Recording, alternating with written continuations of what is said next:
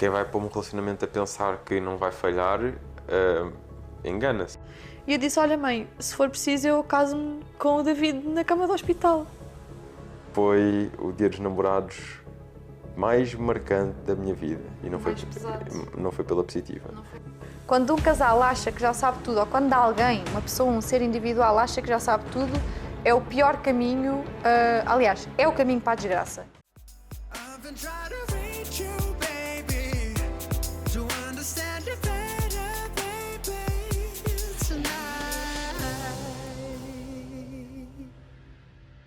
Bem-vindos ao De Araújos. E aqui estamos nós no segundo episódio para partilhar um bocadinho mais do nosso caminho e ao mesmo tempo as perguntas mais frequentes e as perguntas que vocês... As principais curiosidades sobre cada etapa. Acho que acaba por ser aqui o ponto interessante também da nossa história, partilhar um bocadinho sobre isso. Aliás, eu estava aqui a ver algumas mensagens que recebemos de perguntas de assuntos que o pessoal tem pedido para nós abordarmos e uma delas, sem nos apercebermos, porque a semana passada não nos guiámos por isso, foi precisamente as perguntas mais importantes para se fazer no namoro. E nós, ainda nos nossos dates, falámos disso, não é? De várias perguntas importantes do casamento, se era ou não um objetivo para ambos, contas juntas ou contas separadas. Fizemos ali um conjunto de filhos, conjunto de questões. Até me lembro que falámos também sobre a educação dos filhos, falámos sobre hábitos de estilo de vida, porque como eu tinha alguns comportamentos ou hábitos bastante específicos do meu estilo de vida, foi interessante vermos que havia matches também com os teus hábitos, não só alimentares, mas determinadas coisas que tu não comias, que eu também não comia, que eu não fazia, que tu também não fazias. Para mim era muito relevante, por exemplo, encontrar um homem que não bebesse álcool ou que, se bebesse, fosse mesmo tipo super esporádico, e no teu caso tu não bebes mesmo nada, e que nem fumasse. Para mim isso eram duas características muito importantes. E foi giro porque até tínhamos hábitos de estilo de vida muito interessantes e que eu sei que hoje em dia são raros. Então isto eu acho que também é uma mensagem de positividade, de que vamos sempre encontrar alguém. Eu tenho muito esta máxima, eu acredito que em 8 bilhões de pessoas que existem no mundo vai sempre existir alguém que se encaixe no nosso estilo de vida, no nosso mindset, não na totalidade, porque isso não existe, não é?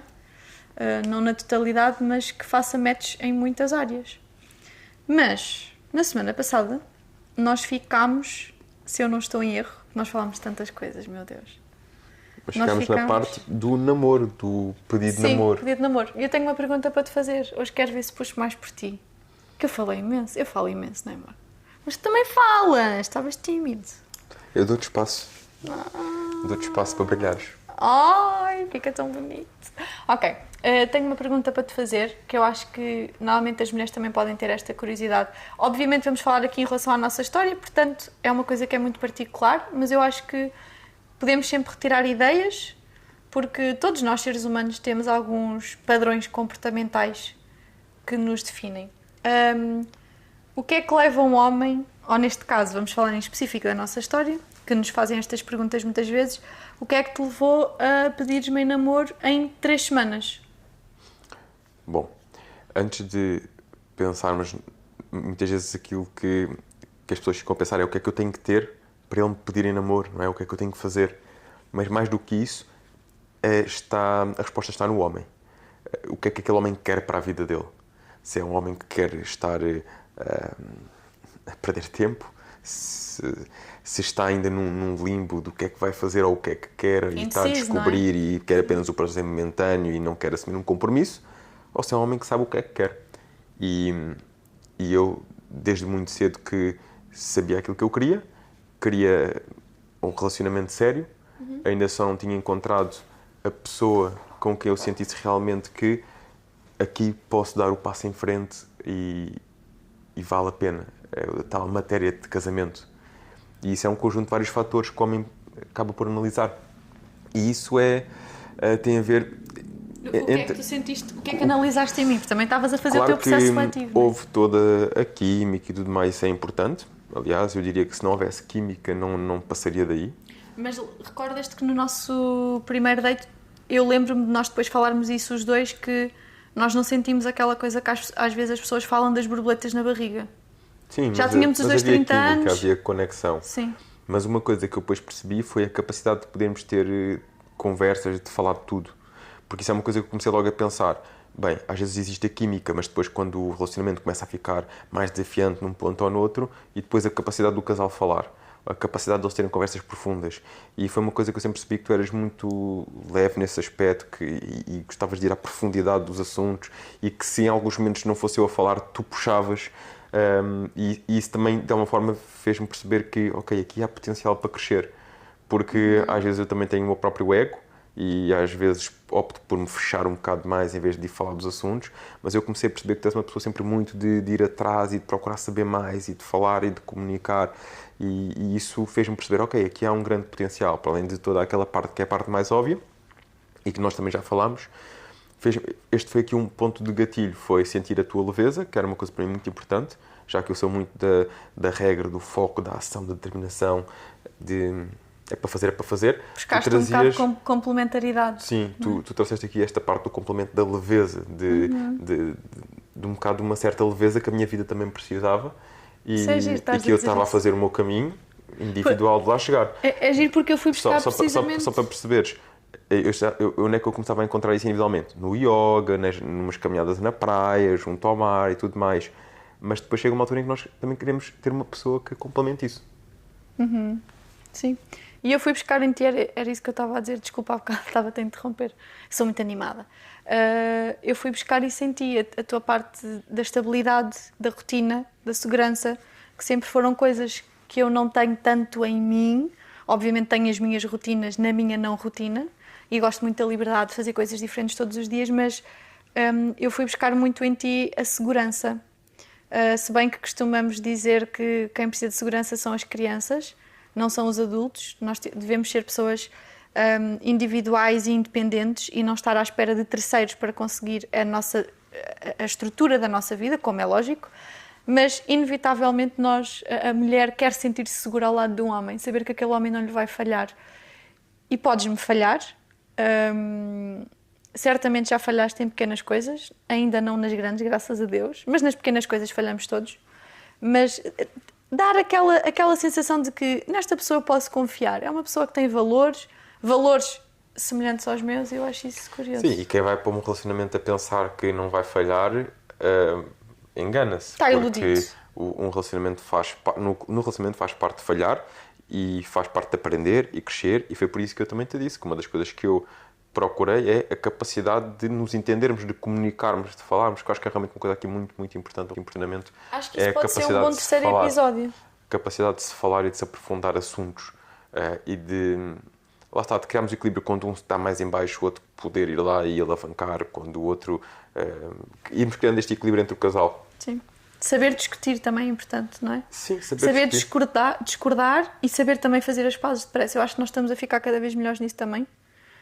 Que acho que isso, partir do pressuposto que os casais são perfeitos, isso é mentira. Tipo, não existem famílias perfeitas, não existem casais perfeitos nem equilibrados. Nós vamos tendo o nosso equilíbrio através dos desequilíbrios, e acho que é não nos voltarmos um contra o outro, porque nós tivemos, depois até podemos falar sobre isso, por isso é que eu estava a dizer que dava um bom terceiro episódio, e falarmos sobre esta parte da comunicação em casal, como ultrapassar desafios e dificuldades juntos. Temos aqui várias perguntas nesse aspecto. Pois, porque todos os casais passam por isto. Todos os casais se vão desentender, todos os casais vão amoar. E eu acho que nós temos feito um grande progresso este ano, assim tipo estratosférico. Porque, meninas, isto de ser mentora de relacionamentos, eu penso assim, ou isto dá ou isto dá. E eu lembro-me de dizer uma coisa no nosso namoro, que era... Eu já me divorciei uma vez, mas sei que com qualquer pessoa que eu vá ficar, tipo, que eu me case, eu sei que tenho tudo para conseguir dar certo, fazer dar certo. Porque as ferramentas... Eu sou muito pragmática e muito prática, e lá está, a minha parte masculina aqui muito ativa. Eu sei que, sabendo estas ferramentas e aplicando, vai dar certo. Não tem como não dar. Só não vai dar certo se a outra pessoa do lado lá não estiver disponível. Mas começa no processo seletivo também. Que como é lógico. Mas imagina, por mais coisas que tu saibas, tu não podes fazer dar certo porque existe uma esfera que eu não posso ultrapassar. Eu não posso ultrapassar a tua esfera. Aliás, isso aconteceu-me no casamento anterior, que é até certo ponto nós podemos ir. Mas a outra milha tem de ser a pessoa a fazer. Claro que sim. E neste caso, nós temos estado a funcionar muito bem. Ainda temos uma relação muito baby, recente, não é? Sim, mas eu acredito que estamos a fazer também o nosso caminho e essa parte da comunicação é uma das perguntas que nos fazem muito. Pergunto também muito como é que, e isto é uma coisa que nós podemos falar já porque fez parte dos nossos primeiros pontos de alinhamento, que é como lidar com as diferenças de valores entre as várias famílias. Isto acho que é um tema aqui muito interessante, porque a tua família, por exemplo, é uma família muito religiosa, muito da cultura, do conhecimento, dos livros, e a minha família é muito Sim. da prática, da ação, do terreno, da empresa, do negócio, tudo famílias de empresários com negócios a decorrer a 1000 a hora, que eu lembro que tu, quando começaste a entrar na minha vida, tu disseste, bom, eu aqui... Só se fala de negócios à mesa. E tu sentias, tipo, eu preciso de abrandar, isto é um estilo de vida louco para mim, mas estão sempre a resolver coisas, sempre a acontecer coisas, sempre... enfim, vários colaboradores, várias empresas... Uma família onde só há uma semana de férias no ano. Uma família andar, exato. E por isso tu sentiste muito isso. E eu, por outro lado, gostei, e acho que foi uma coisa que nós falámos logo que foi importante, mas gostei muito também de entrar na cultura da tua família e perceber o quanto eles eram conhecedores, o quanto estudavam, a vasta cultura em vários assuntos, enquanto nós somos muito mais focados em alguns assuntos e acabamos de nos tornar especialistas naquilo porque fazemos aquilo todos os dias, várias vezes, já fizemos de várias formas, já lidámos com milhares de operações imprevistas. Business. Então, muito business, muito solução. E a tua família trouxe um bocado essa cultura, a diversidade. Mais o campo emocional, não é? E também o campo emocional. A tua família é uma família que consegue desenvolver e trabalhar mais a parte do campo emocional, também fruto da educação, e foi uma coisa que tu falaste logo quando chegaste a pé de mim e disseste, olha, muitos dos nossos princípios alinham-se, aquilo de não beber, não fumar, a alimentação, porque eu sou adventista. E o facto de ser adventista, o meu pai é pastor, temos uma família muito enraizada com os hábitos da igreja, mas que são hábitos interessantíssimos. Sim. E para quem não percebe... Que vai muito mais além de uma prática religiosa, vai através de um estilo de vida. Um estilo de vida saudável, com consciência. Eu acho que sempre que nós temos uma prática espiritual, ela traz sempre benefícios. Também podíamos falar dos malefícios. Existem. Eu acho que é importante falar disso. Eu queria só deixar uma nota. Para quem não perceber assim muito das diferenças, os adventistas do sétimo dia praticamente seguem todos os princípios da Bíblia, mas aplicam no dia-a-dia estas coisas. Não é só uma coisa que fica na teoria. De porco, não fumar, não beber, ou seja, aplicam. Ou seja, a Bíblia é a mesma, guarda o sábado como dia sagrado, e isso acho que é melhor tudo o que eu para falar até. Sim, pronto, já nos estamos a desviar aqui um bocadinho do assunto, acho que isto... Não estamos, no fundo, eu acho que estamos a falar de assuntos que as pessoas têm curiosidade e que foram importantíssimos no momento em que nos conhecemos. Sim, para mim era importante, lá está, quando nós vamos conhecer alguém e eu sabendo que tu não tinhas uma prática religiosa como eu tinha, imagina, eu sou vegetariana, não comia determinado tipo de carnes, determinado tipo de coisas, tinha um estilo de vida muito diferente das pessoas tradicionais e eu queria saber até que ponto é que tu ias respeitar e como é que tu irias lidar, se eu teria espaço para continuar a ser quem eu era.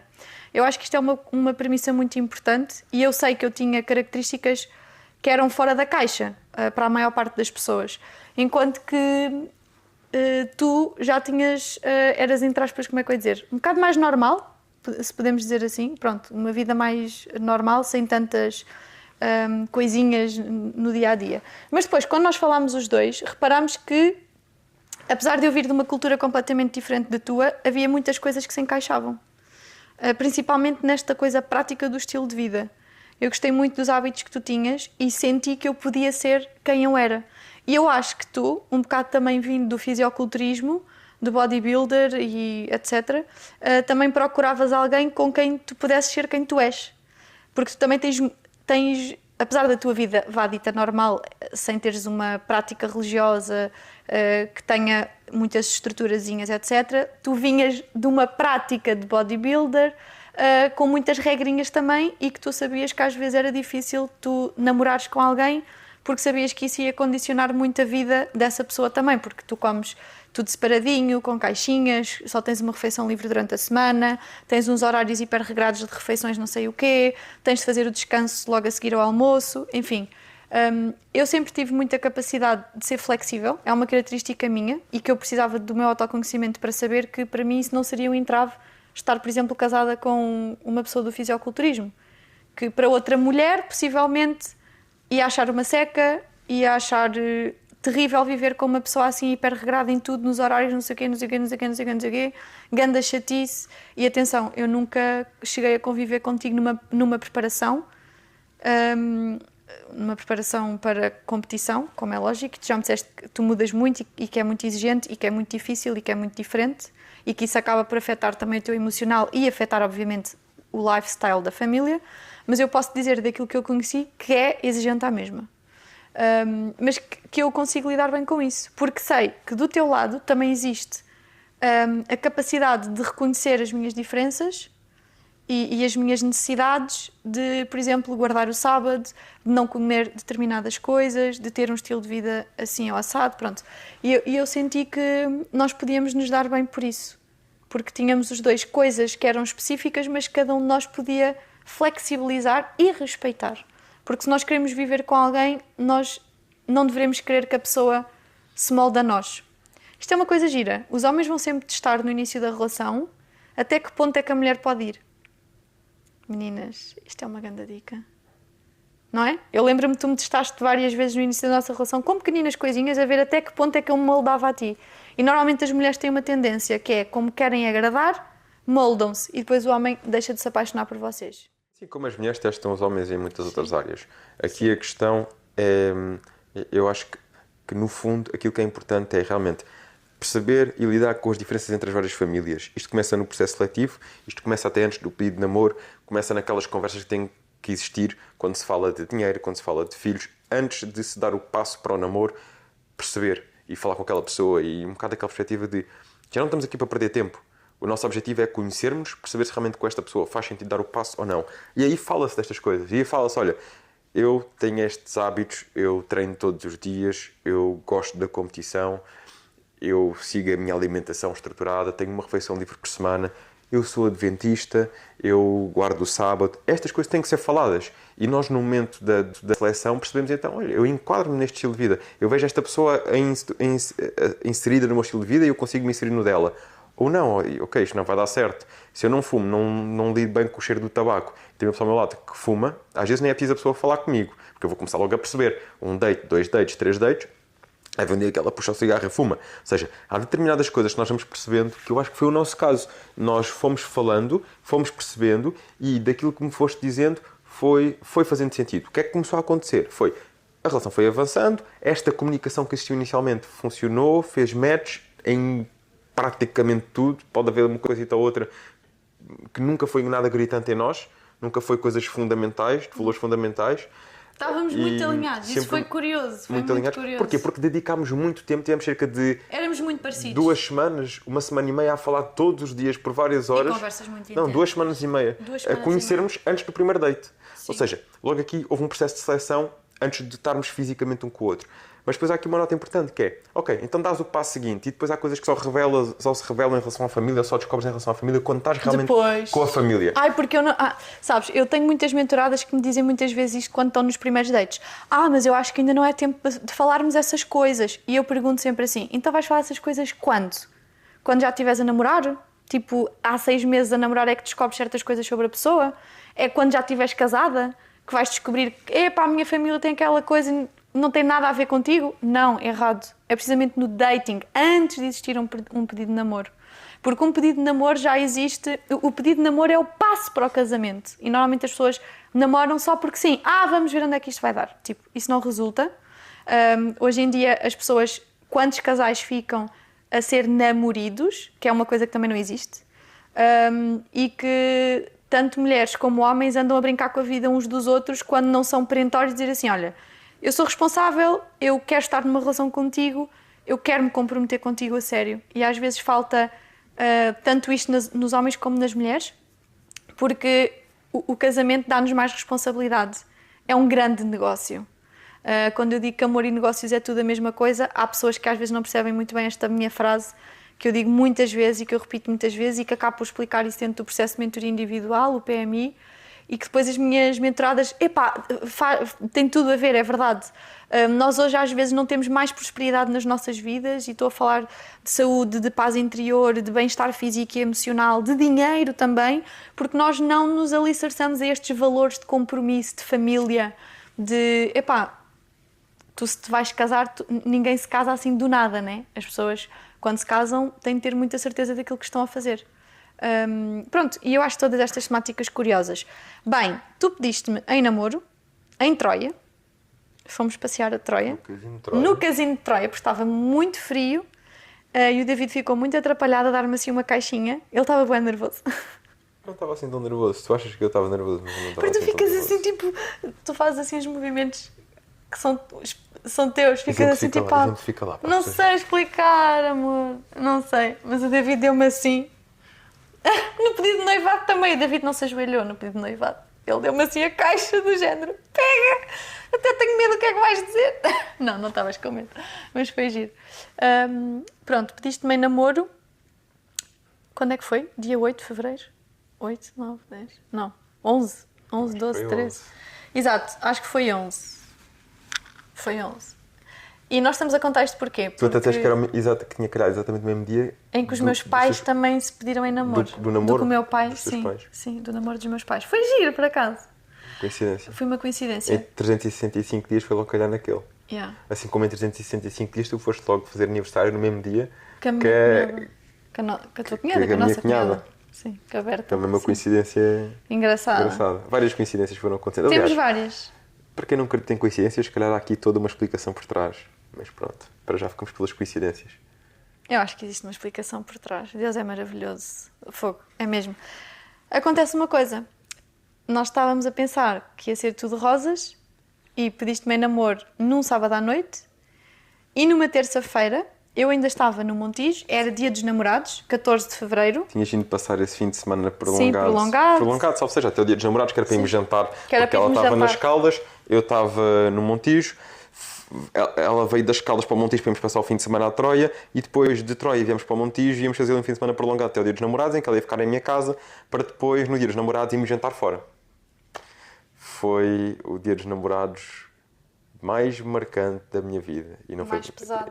Não foi pela positiva. Não foi pela positiva. Aliás, foi um misto. Foi um misto. Exato, Foi eu também nem sei pela explicar. positiva, no sentido em que, ao estar a descobrir esta mulher incrível, e foi pesado, porque foi o dia que eu lembro-me que tinha marcado, e quem acompanhou aqui a minha jornada no canal, já falei disto, eu tinha feito as minhas análises de rotina em janeiro. As análises de rotina, detectei ali um alto no testículo, que comentei com o médico. Ele passou uma ecografia, disse que à partida seria um nódulo, para não sabia ainda como em detalhe. Fui fazer a ecografia. Na ecografia, o médico da ecografia disse que à partida seria varicocele, que é um ligeiro inchaço que acontece nos testículos devido à dilatação das veias. E também acontece muito em ciclistas, Acontece muito em homens que ciclistas. fazem muita bicicleta. E eu tinha feito toda a minha preparação no ano anterior, em que fui campeão nacional de clássico físico, uma das categorias do culturismo. Tinha feito toda a preparação, o cardio em jejum e várias vezes em bicicleta de cycling, que eu tinha inclusive em casa essa bicicleta. E pensei, olha, pode ser isto. E quando fiz a ecografia, ou seja, já não só o médico que fez inicialmente, que prescreveu, como o da ecografia, não deram muito relevo.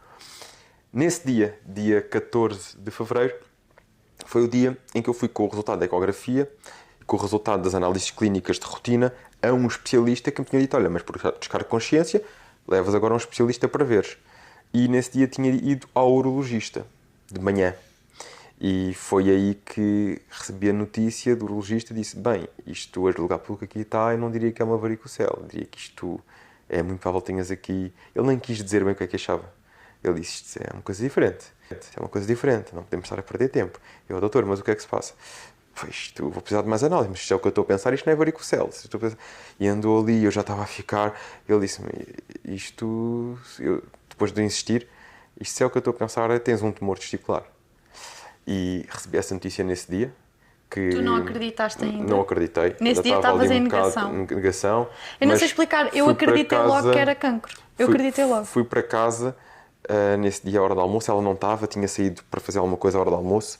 Eu lembro de chegar a casa, almoçar e... Tinhas uma caixa de flores lindíssima para me dar. Tinha já uma caixa de flores lindas, Linda, lindas para lhe linda, dar. linda. Deixei a caixa no sofá, porque ela quando chegasse ia ver, e fui para o quarto descansar um bocado.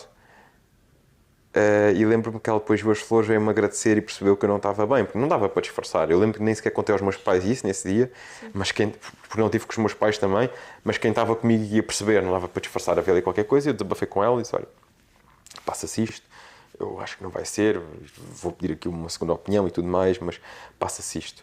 Bom, aqui se calhar resumi porque o foco desta rúbrica não é esse, e vocês têm já muito conteúdo no canal a falar sobre isso. Acho que não quer demais porque foi uma coisa muito marcante também. Pronto, foi uma fase onde... Marcou muito a nossa história. Mas resumindo aqui um bocadinho, foi uma fase onde depois fui pedir segunda opinião, terceira opinião, percebemos que era realmente, fiz a operação, fiz o tratamento, superámos essa fase. Mas o que é que aqui realmente é relevante para a rubrica em si e para a nossa relação em si? Não tanto aqui a parte do tratamento, ou como é que correram os tratamentos, mas a nossa relação ao longo dessa fase. E foi o início, a nossa relação foi... A nossa relação começou da forma mais dura que podia começar.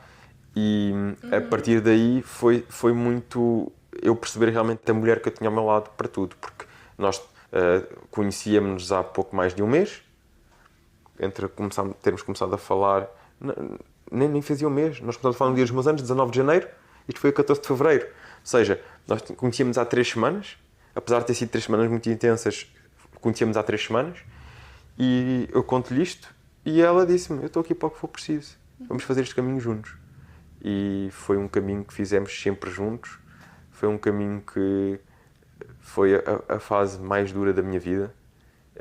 É muito difícil eu explicar por palavras aquilo que eu passei, mas foi uma fase em que ela esteve sempre lá. Foi uma fase onde eu não me reconhecia, onde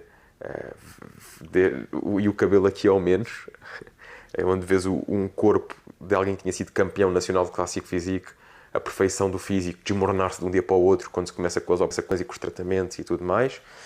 Por muito que tu tentes seguir a alimentação, há dias que não tens fome, há dias que não consegues comer, há dias que tens muita fome, mas quase nada te cai bem. E ela estava lá, olha, mas vamos tentar fazer estes bifinhos. Ela que não comia frango, começou a aprender receitas de frango para me fazer uns bifes de frango grelhados. Hoje em dia faz o melhor bife de frango do mundo. Faz um frango delicioso. De vez em quando ela também come um bifinho, porque realmente aprendeu a fazer, ou seja, para poder ali também acolher-me naquela fase, que foi uma das fases, a fase mais dura realmente que eu passei. E eu pensei muitas vezes, Deus deu-me ao mesmo tempo uma batalha, a maior batalha da minha vida, e eu cheguei a falar disto num vlog na altura, porque eu decidi partilhar aquilo que ia acontecer convosco, e ao mesmo tempo deu-me o maior anjo que me podia dar, no fundo, quase do género. Tu tens aqui um propósito maior, tu tens que passar por isto para inspirares, para aprenderes algo, mas eu quero que faças isto acompanhado, porque no fundo está aqui a pessoa certa para fazer este caminho contigo. E pronto, já nos estamos... Nós não somos as pessoas certas e isto emociona-me também falar sobre isto. Lembro-me da minha mãe nessa primeira semana, quando eu contei aos meus pais. A minha mãe perguntou-me se estás preparada. E disse, mãe, eu acho que fui destinada para estar aqui, porque eu já tinha um histórico de uma doença autoimune, bastante... com muitos sintomas, muito dura. Eu sabia o que era não ter às vezes alguém, neste caso um parceiro, né? Que estivesse mesmo comigo e que me entendesse na totalidade, então eu iria querer ser essa pessoa para o David. E sabia que eu estava preparada, já tinha muita endurance, tanto de hospitais, como de dores, como de doença, infelizmente. Eu sabia, não, estou pronta para este cargo e vou até às últimas consequências. Eu lembro-me da minha mãe perguntar, Séfra, e se por acaso o David morrer? A minha mãe foi muito clara, nós sempre falámos com muita abertura sobre a morte e a vida, nunca foi tabu na nossa família. E eu disse, olha mãe, se for preciso eu caso-me com o David na cama do hospital. E ele sabe que isso é verdade. Ele sabe. E não é que eu seja anjo, mas eu acredito que Deus é incrivelmente bondoso quando nos põe as pessoas certas na altura certa. Eu acredito muito nisso. E acredito que o cancro também te fez tornares um homem melhor, mais sensível, mais desperto para outras coisas. Então é nós aproveitarmos a desgraça, porque foi uma desgraça, mas tentarmos ver sempre de um lado positivo. Porque existe sempre um lado bom em todas as coisas más e existe sempre um lado menos positivo em todas as coisas que são extraordinárias. Isto foi uma perspectiva que ainda há pouco tempo fiz um post e escrevi sobre isso, porque a vida está, eu gosto de lhe dizer, magicamente orquestrada para gerar equilíbrio. E quando tu estás no fosso, tu podes ter a certeza que vem um pinker, tipo a ponta de uma montanha a seguir. E inclusivamente nós na sabedoria popular temos um ditado que diz: depois da tempestade vem a bonança. E é um bocadinho isso. Na nossa vida nós vamos ter altos e baixos, e a mestria da vida é nós conseguirmos navegar por estes mares com sabedoria. E não vamos buscar a sabedoria a nós.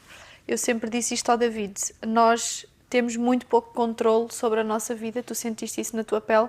De nada valeu seres... Quer dizer, valeu, porque pudeste passar esta fase muito melhor, como é lógico.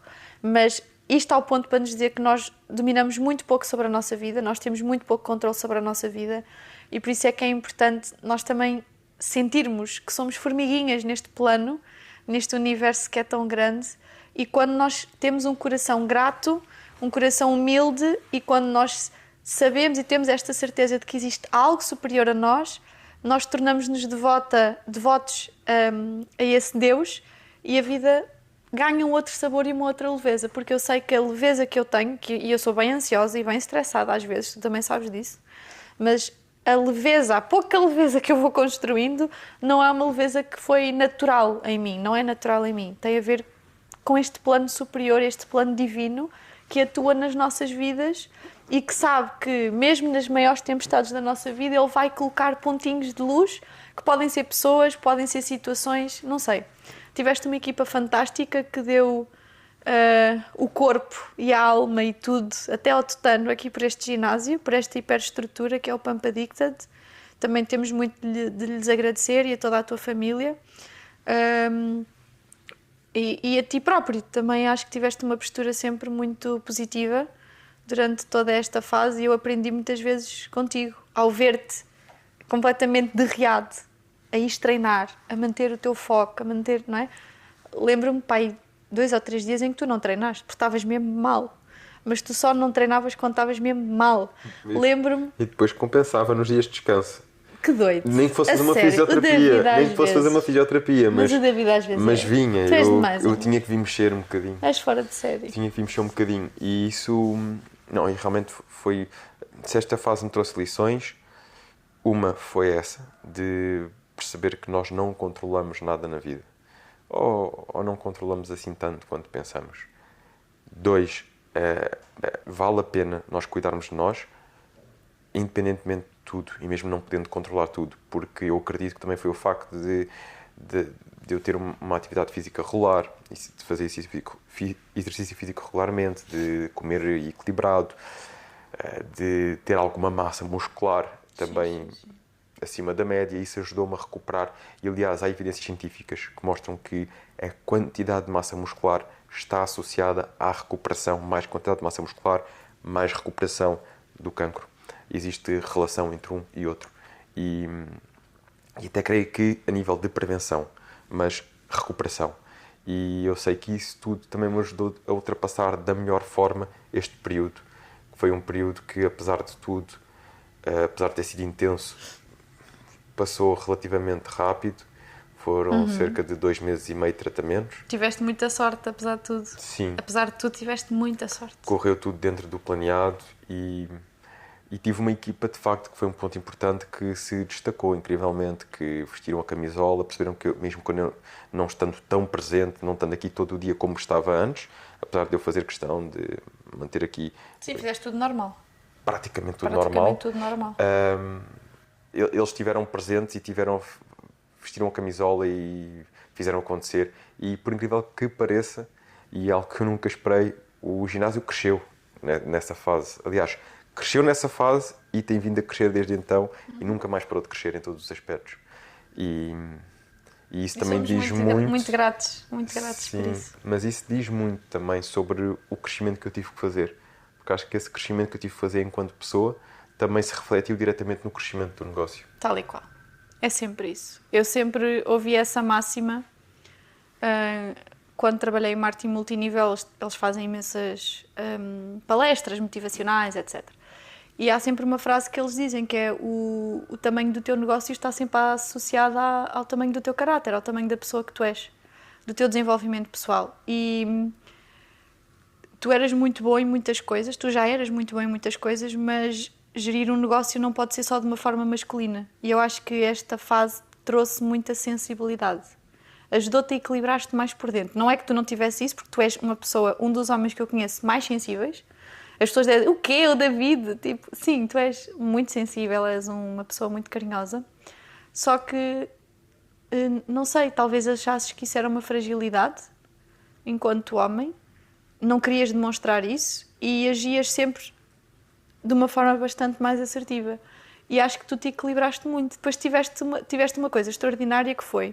O podcast traz ao David, o Conversas de Elite, é o projeto de paixão do David. Eu acho que se ele pudesse fazer só uma coisa na vida, ele teria um programa de televisão ou um podcast, uma coisa assim, porque ele adora... Já não falta tudo. Já não falta tudo, amor. Ele adora isto, mesmo tipo, ele nasceu para isto.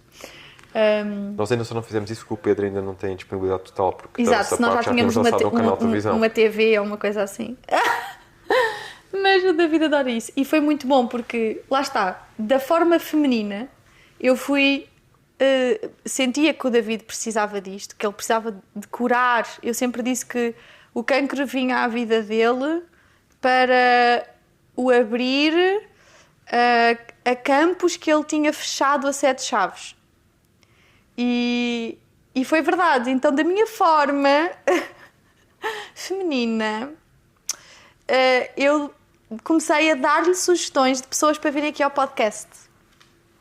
Porque eu sabia que eu dizer-lhe as coisas ele não ia ouvir tão bem, como se fossem especialistas de outras áreas do mundo do desenvolvimento pessoal, de outras áreas mais espiritualizadas, etc., que ia entrar de alguma forma, e entrou, porque tu tiveste aqui convidados excepcionais o ano passado, tu nunca cancelaste os podcasts e essas pessoas trouxeram-te muito, muito conhecimento. Foste inclusivamente também a um retiro masculino de homens, que eu acho que eu sinto-me muito orgulhosa por tu teres dado esse passo, porque normalmente os homens são muito reticentes a fazer isso, mas eu acho que foi brutal e excepcional.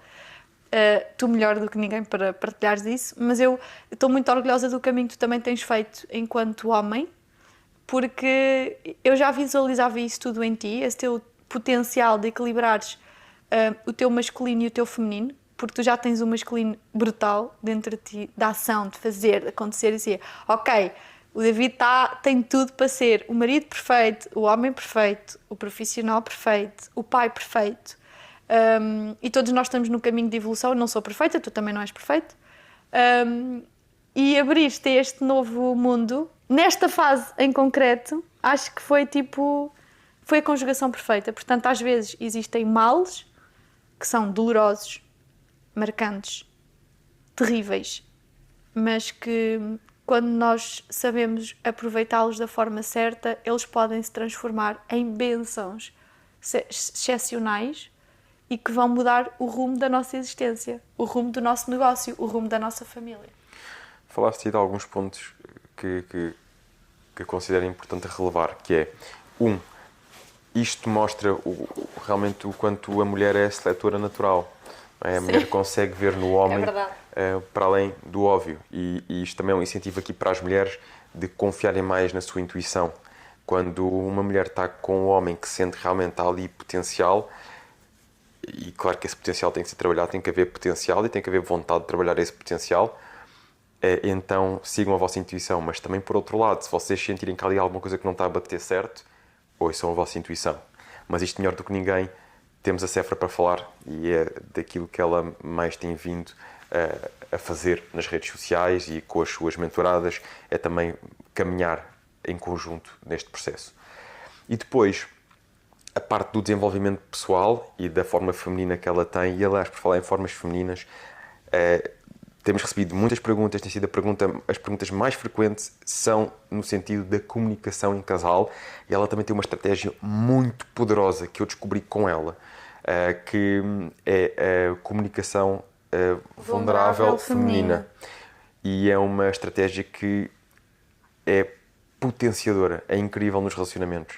E eu, como homem muito masculino, muitas vezes da ação, do focado no meu dia-a-dia, muito direcionado para aquilo que estou a fazer, das tarefas do negócio, ter a forma como a Séfora se dirige a mim e fala comigo é fundamental para eu poder parar e dar a atenção que ela merece, ou às vezes estar no masculino e me aperceber de certas situações.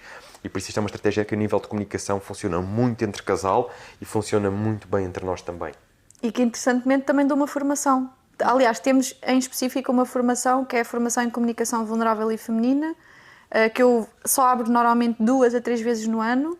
Este ano já tivemos 2 dessas formações, portanto, quem sabe, agora até ao final do ano vamos ter mais uma formação, comunicação vulnerável e feminina, e que muda mesmo vidas. Não é tipo marketing daqueles dos charlatões, não, é de facto uma ferramenta que está ao dispor de qualquer pessoa usar. Aliás, eu diria que não é só para as mulheres usarem, é uma ferramenta também para os homens usarem, no sentido em que todos nós podemos e devemos comunicar melhor, de uma forma mais empática, de uma forma mais vulnerável e não na reatividade, que eu acho que a maior parte dos distúrbios que existem entre casal tem a ver com a comunicação, falhas na comunicação.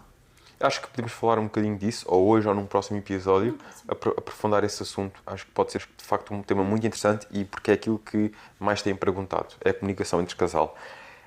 Mas aqui, ainda em relação àquilo que tu disseste, frisar que realmente tu, da tua forma feminina, foste encaminhando, pondo no meu caminho algumas pessoas que tu consideravas que eram importantes para o meu caminho, mais do que o caminho de tratamento ou de cura, que isso sempre tive em ótimas mãos e tu sabias que eu conhecia várias pessoas na área da longevidade, na área da saúde, que me foram partilhando experiências e formas complementares de poder potenciar o tratamento que estava a fazer.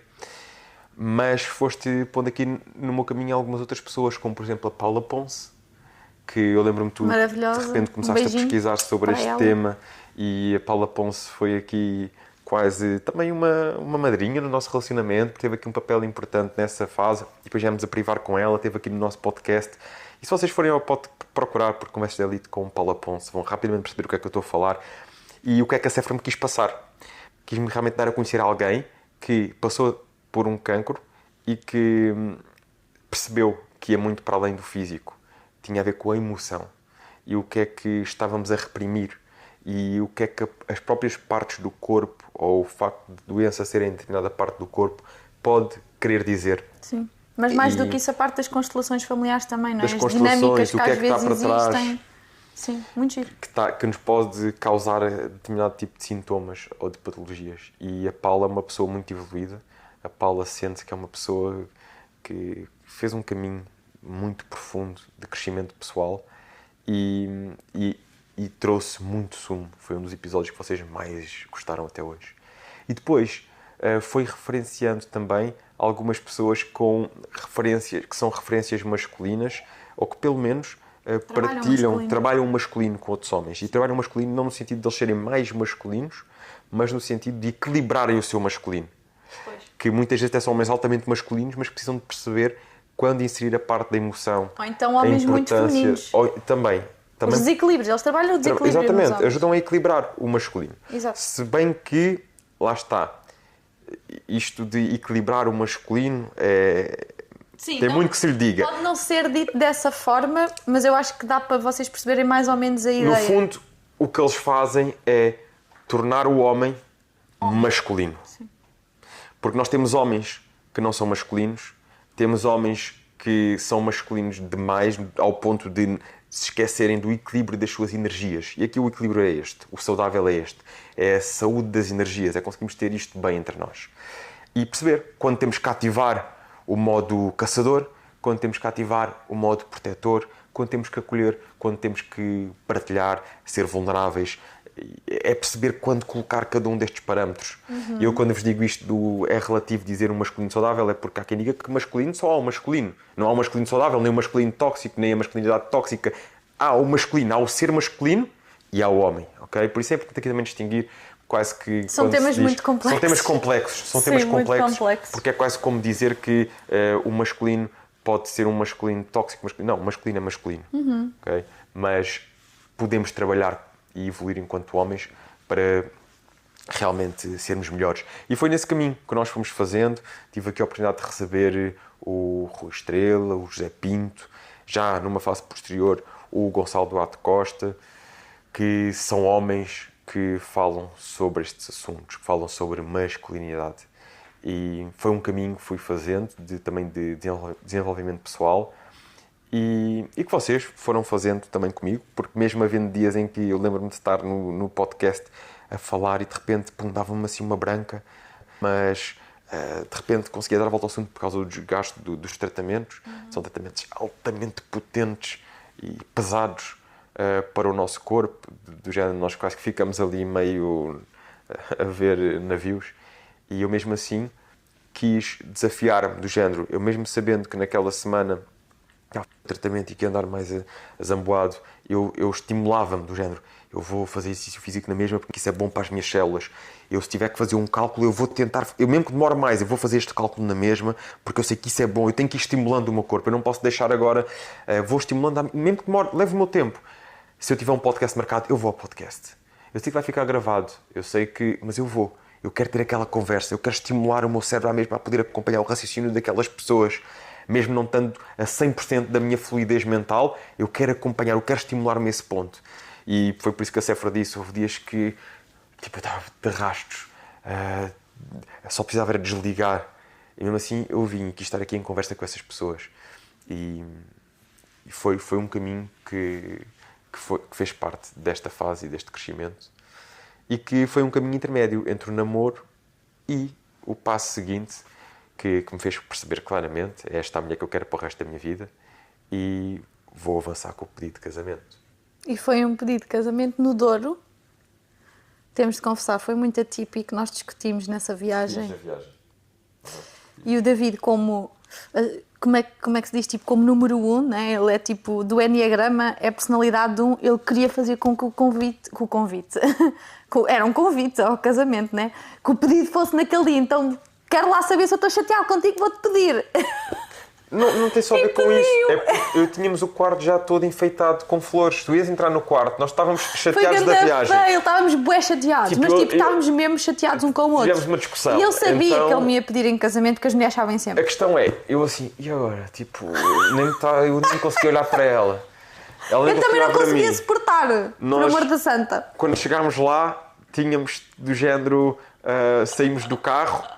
Ela ficou no carro, eu tive que ir apanhar ar, fui andar um bocadinho à volta do Douro, precisava de apanhar ar do clima, estava pesado. Ele precisou de apanhar ar durante 40 minutos e eu especado dentro do carro. Fui andar um bocado ali junto ao Douro.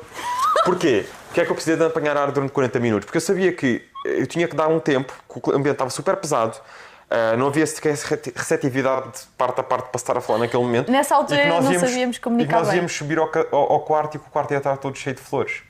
Então, eu agora vou ligar ao hotel para tirarem as flores. Foi bem engraçado! Eu acho que até a Aliança estava no quarto... Não, a Aliança estava comigo, foi mandado as flores para o quarto. Ou seja, até estava escrito na cama. É assim, o David, nem que seja num direto destes, vai ter de me pedir outra vez em casamento de joelho no chão, porque ele não se ajoelhou. Ok? Ele tipo entregou uma caixa assim do género. Queres casar comigo? Acho que nem perguntou, porque aquilo já estava escrito. Ele assim, está aí. Não foi assim uma coisa do género, foi bué cómico. E eu, claro, sim, dá cá, deixa-me ver, sim, é muito giro, obrigado.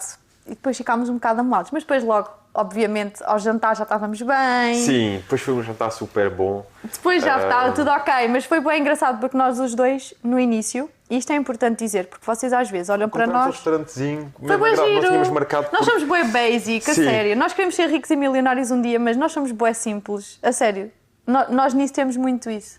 Mas eu acho que é isso, é essa simplicidade também que nos vai fazer chegar onde nós queremos. Sim, e que nos tem feito chegar onde nós queremos. Tal e qual. Porque nós tanto queremos, é verdade, queremos achamos giro, mas não vamos por aí. Queremos conquistar o mundo. Sim. Mas ao mesmo tempo Fomos procurar não era bem uma tasquinha, mas era um restaurante super agradável, super lá no Douro, que não tínhamos marcado, fomos passear um bocadinho, tínhamos uma opinião lá no hotel. O clima, claro que depois do pedido, a briga passou, demos o abraço, fizemos as pazes, ela emocionou-se, ainda disse, não lhe vou dizer que sim, mas depois, sim, claro que aceito. Eu vi as expressões dela, que ela não consegue disfarçar, claro que aceito. Depois fomos, encontramos um restaurante super agradável, foi uma noite muito agradável. Eu acho que isso é uma coisa muito gira, nós até temos melhorado, eu acho que vai-nos saber bem depois de revermos estes episódios, até para nós, acho que isto é mais importante para nós do que para as pessoas, na verdade. Já sei o que é que vais dizer. O quê? Nós revermos como crescemos e evoluímos desde essa altura. E sobretudo a nossa comunicação, eu acho que tem sido onde nós mais evoluímos. Porque vocês não têm noção, eu e o David somos mesmo muito parecidos, muito orgulhosos os dois, conseguimos ter muita mania aos dois. Obviamente que eu sou muito mais evoluída do que ele. É verdade. Desculpem. Eu sou mais evoluído no campo do físico, ela é mais evoluída no campo emocional, sem dúvida alguma. E eu tenho evoluído muito no campo emocional com ela. Tens bué, amor. Eu mesmo quero te dar estes parabéns publicamente, porque é verdade. Tipo, o David tem feito coisas, tipo, excepcionais. Aliás, deixem-me dizer-vos uma coisa. O David andou a pesquisar e a estudar sobre ciclo menstrual feminino, porque ele notava padrões que nem eu própria notava todos os meses. Havia uma semana em que nós começávamos a discutir e que ele dizia que eu ficava trator masculina. Que era qual semana? Estranhamente, é a semana em que as mulheres normalmente não ficam assim, mas eu ficava assim, que é a semana da ovulação. Eu fico com tudo. Então eu tipo ficava... Sim, mas espera, nessa semana eu fico assim mais ativa, mas não é necessariamente... Quando nós tínhamos assim... Mais discussões, mais tensão. Ficavas mais coisas, não estavas tão afetuosa, não sei o que, eu senti assim mais tipo pum, querias fazer coisas. Mas normalmente era ali uma semana e meia, uma semana e meia antes da tua menstruação que eu reparei, antes de vir a menstruação que eu comecei a reparar que quase sempre tínhamos assim uma discussão mais pesada. Sim. Quase sempre havia ali... Sim. E eu não estando atenta, e só ao início, mais. E tu não estando atenta... Íamos acabando por ter aqui às vezes este choque. Agora já estamos mais despertos, já temos um bocadinho mais de paciência um com o outro. Ou eu, neste caso, eu contigo. Sim, tu comigo e eu contigo também. Tu às vezes arrochas aí e eu dava sempre uma de professora. Porque depois é assim, amigas. Esta é a parte chata. É assim, a maior parte... O David já está calado. A maior parte das mulheres, quando existe atrito, ou... amuam e não dizem nada e depois ficam todas ressabiadonas, chateadonas, amuadas, ou dão umas de tipo salta-lhes a tampa e já vão-me embora e coisas do género. E eu fazia tipo o mix dos dois, que era, eu sempre disse tudo ao David, que era... Não reveles o mix dos dois, não reveles, espera aí. Porquê é que nós temos cada vez mais pessoas a acompanhar e o pessoal não está a fazer perguntas? Estão envergonhados? Acho que estão envergonhados. Tipo, é pessoas na Twitch. Temos cada vez mais pessoas a acompanhar, mas o pessoal não está a fazer perguntas, não estou a perceber. Podem deixar as vossas perguntas, deixem as vossas questões nos comentários que nós assim respondemos já, direto. Pedro, vê se vamos ter aqui mais perguntinhas. Isso é giro, por acaso não sabia. Eu não percebo muito dessas vidas. Mas estava a dizer o quê, amor? Então era assim.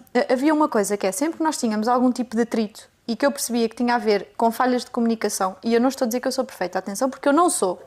Se bem que o David atira-me sempre isso à cara quando estamos chateados. Tu pensas que és perfeita, não é? É a tua deixa. Ela pensa que é perfeita. Amor. Mas, amor, tu és perfeita. Amor. Oh, David, ele está a gozar. Não, mas eu dava-lhe tipo assim um chazinho. Sim, ela estava a dar, ela não, mas eu assim, mas olha, como assim? Como assim? Mas depois tu sabias que eu tinha razão, amor. Como assim? David, não, confessa. Havia algumas coisas que tinhas, mas... Quase todas. David... Assim como tens todas no exercício físico. Vou dizer o quê? A gente ia ficar aqui o episódio todo a discutir. Se eu for para este campo, é uma guerra que... Enfim, vamos ficar aqui o episódio todo a discutir quem é que tinha razão. Por isso, é verdade. Pelo menos na parte do emocional, ela trazia uma outra consciência. Na parte do físico, eu trazia outra consciência também. Então fomos chegar no equilíbrio. Mas estavas a dizer o que acontecia realmente nesse tipo de situações. Não, nós amoávamos, porque nós somos muito parecidos e cada um da sua forma ia para gatilhos de traumas emocionais que nós tínhamos de relações passadas. E obviamente, porquê é que nós descobrimos isto? Porque eu fiquei cada vez mais atenta e não só por isso, mas eu gosto muito de pesquisar e de estudar sobre relacionamentos e estudar sobre trauma emocional, etc. E andava a ler livros sobre essas temáticas e começava a notar, aliás, eu faço sempre de mim própria a minha própria cobaia. Então, isto de ser mentora feminina traz-me muito esta audácia traz-me muito esta capacidade de vou testar primeiro em mim. Eu sempre fiz isso. E as minhas mentoradas sabem disso, que é os meus problemas, eu tento-os resolver, vou procurar ferramentas e métodos, aplico, vejo se dá certo, se dá errado. E isto não quer dizer sequer era esta situação. Nós não somos perfeitos, nós estamos também a ter os mesmos perrengues, como eu digo, no casamento e as relações são todas assim, vai haver desafios, mas tem a ver com esta capacidade de procurarmos soluções práticas e efetivas que resolvam a situação, o problema. E rodearmos-nos de pessoas que também são muito importantes. Eu tenho a sorte de poder contar muito com a sabedoria da minha mãe e ela, durante os nossos atritos, ia-me dando sempre dicas muito pertinentes e muito sábias e ajudando-me. Olha, vai vendo isto, olha, vai lendo aquilo, ou não sei o quê. E isto para dizer que ninguém faz o caminho sozinho. Nenhum casal pode crescer sem bons exemplos, sem pessoas que nos possam mentorar, ok? E nós temos de saber quem escolher para fazer esse caminho connosco. E até foi uma coisa que nós partilhámos, que começámos a perceber isso os dois, é que nós precisamos de ajuda. Quando um casal acha que já sabe tudo, ou quando alguém, uma pessoa, um ser individual, acha que já sabe tudo, é o pior caminho, aliás, é o caminho para a desgraça. E nós fomos-nos apercebendo disto. Não, nós precisamos de ajuda neste ponto, precisamos de melhorar isto, precisamos de melhorar aquilo, e é termos a capacidade de comunicar isso um ao outro sem criticar, mas a dizer assim, olha, nós gostamos um do outro, nós amamo-nos, nós queremos fazer com que isto dê certo, então nós vamos precisar de skills, de ferramentas. Eu comecei a perceber e a entender que muitas das coisas que o David fazia tinham a ver com a sua história de vida, com traumas emocionais profundos que ele tinha. E ele igual para mim. Ele começava a reparar em mim características que eu tinha quando nós discutíamos ou em momentos de atrito, que ele percebia que eram traumas que eu tinha também. E que eu tinha de olhar para eles com consciência.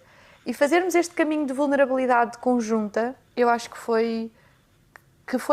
está a ser muito bom para nós, muito bom para nós, termos a capacidade de, a cada momento de atrito, porque existe, é normal, somos dois seres humanos, há muita coisa à nossa volta a acontecer, nós não só temos uma vida em conjunto, como também partilhamos um negócio em conjunto, com toda uma hiperestrutura que eu nem vos digo, nem vos conto, tipo, eu que achava que era uma grande empreendedora, depois vim para aqui e descobri o que é o mundo a sério, dos empreendedores e das grandes empresas e dos grandes negócios e dos business.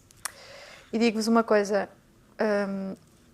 meu Deus, é uma grande escola. Eu acho que cresci num ano aquilo que eu andei a querer crescer para aí em 7 ou 8. E aquilo que tu sentiste é uma grande vivência a crescer aqui. Em determinadas áreas, eu sentia crescer noutras, sim, sobretudo na parte emocional e na parte do equilibrar o masculino com o feminino.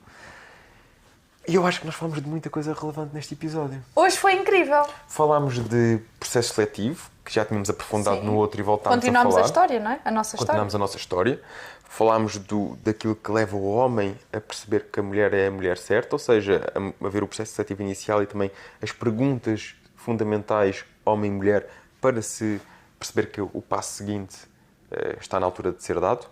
Depois vimos também aqui em conjunto os pontos que dizem respeito ao agregado familiar, às famílias, àquilo que muda de família valores, para família, ou seja, valores para aceitar, que é importante considerar. Falámos de raspão e vamos aprofundar no próximo episódio a comunicação de casal. Este próximo episódio não podem perder, porque vai ser mesmo excepcional. Eu acho que vai ser o ponto alto. Um dos, pelo menos até agora, porque comunicação é mesmo... Meu Deus! Muda tudo, porque nós passamos a nossa vida a comunicar. Connosco, não é? Comunicação interna. Primeiro estamos constantemente a comunicar aqui dentro deste cérebrozinho, desta caixinha, e depois com os outros. Portanto, vai ser um grande episódio. É caso para dizer, não percam os próximos episódios, porque nós também não. Peguem neste link e partilhem com quem vocês acreditam que pode tirar proveito desta mensagem. Podem buscar aqui algumas luzes interessantes sobre relacionamentos, sobre dinâmicas, ou simplesmente aquela pessoa que vocês de alguma forma saibam que também já passou por desafios destes e que precisa de perceber que não está sozinha. Que todos nós fazemos esse caminho, que nós temos sentido que temos evoluído muito em determinadas áreas, que há outras que precisamos de continuar a evoluir. E aqui, no fundo, o objetivo desta rubrica também é partilhar isto convosco. É partilhar esta processo, nossa intenção, este processo que queremos fazer convosco. E, como tal, queremos que possamos todos crescer aqui nesta rúbrica, no sentido da partilha, no sentido do conteúdo de valor para levarem para as vossas vidas. Subscrever o canal e já sabem, não percam o próximo episódio porque o de Arujos veio para ficar.